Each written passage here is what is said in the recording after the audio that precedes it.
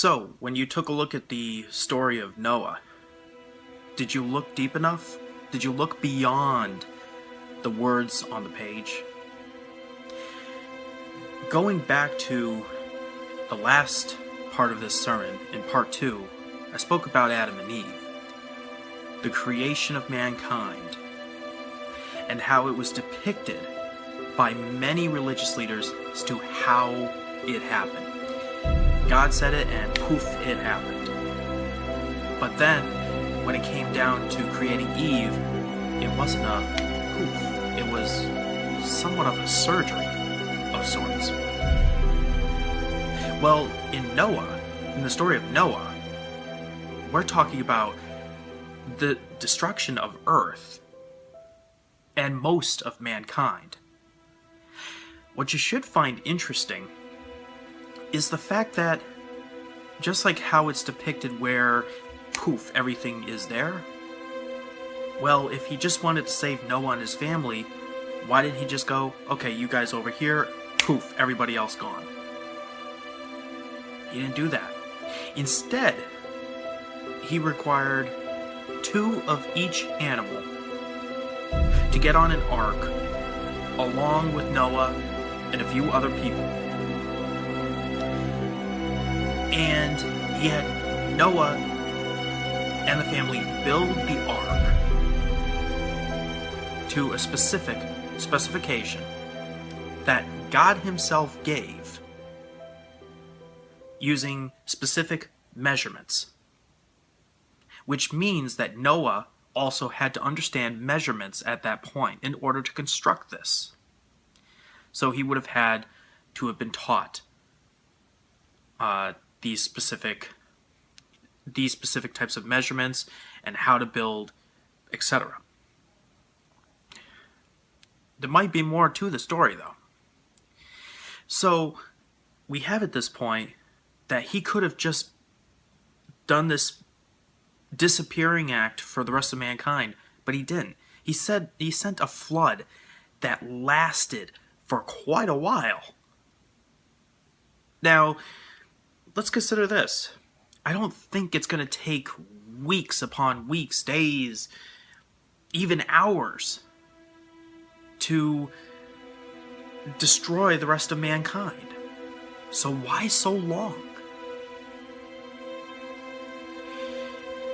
So, there you have it. Earth was created, Earth, heavens, man, all of that was created in 7 days.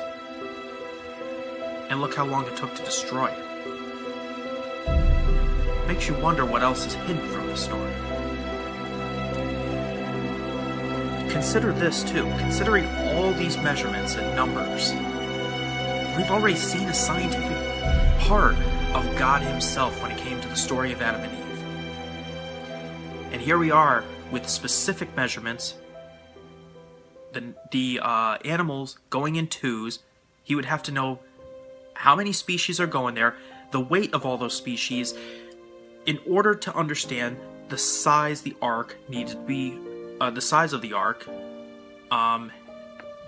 And he would also need to know how the structure of the ark needed to be in order to house all those specific animals, to ensure that the ark doesn't sink, tilt over, or anything of that sort. Now, if you look at the Torah codes require a lot of science, a lot of math in there. It's all about the skips and the chances of it happening. Mankind has already been able to encode and decode their own messages. But in the Bible, in the Torah codes, it also happens. It's already it's already been placed there.